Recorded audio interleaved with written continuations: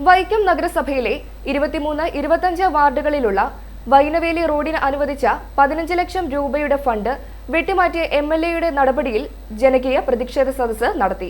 പ്രതിഷേധ സദസ്സിൽ എംഎൽഎക്കെതിരെ പ്രതിഷേധം ഇരമ്പി.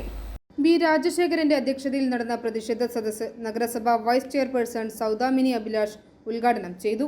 ആരോഗ്യ standing committee chairman Soni Sunny, municipal കൗൺസിലർമാരായ P D. Prasad, Ambika Rajendran, K N. Madhuri, K K. Krishnakumar, B I. Pradeep Kumar, George Varghese, Shanavas, Mohanan Thottayappally, K K. Shaji, Vaikom Jayan, Rajashree Venugopal, P D. Bijimol, Thomas Thevarezhuthu, K K. Anilkumar, Babu തുടങ്ങിയവർ പ്രസംഗിച്ചു.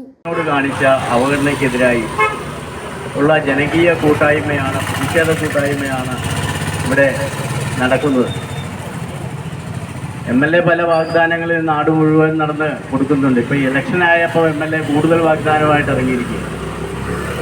ഞങ്ങളൊരു മീറ്റിംഗ് കഴിഞ്ഞ് എം.എൽ.എയുടെ ഒരു മീറ്റിംഗ് കഴിഞ്ഞ് വന്നതാണ്. ഇത്രയും നാളും ചെയ്യാത്ത കാര്യങ്ങൾ ഇപ്പം ചെയ്യാൻ ആഗ്രഹിക്കുകയാണ്. സമയം കഴിഞ്ഞ് ചെയ്തിട്ട് വല്ല കാര്യമുണ്ടോ? ജനങ്ങൾക്ക് ആവശ്യമുള്ള സമയത്താണ് എം.എൽ.എ. വികസനം എത്തിക്കേണ്ടത്.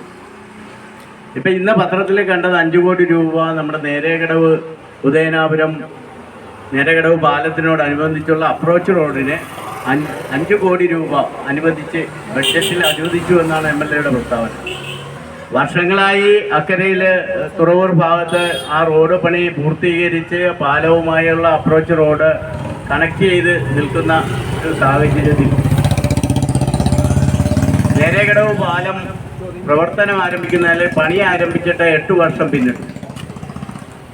ഈ 8 വർഷം കൊണ്ട് ഒരു അപ്രോച്ച് റോഡ് ഇതുവരെ ഉണ്ടാക്കാനായിട്ട് കഴിഞ്ഞില്ല എം.എൽ.എക്ക് എന്നുള്ളതാണ് വസ്തുത.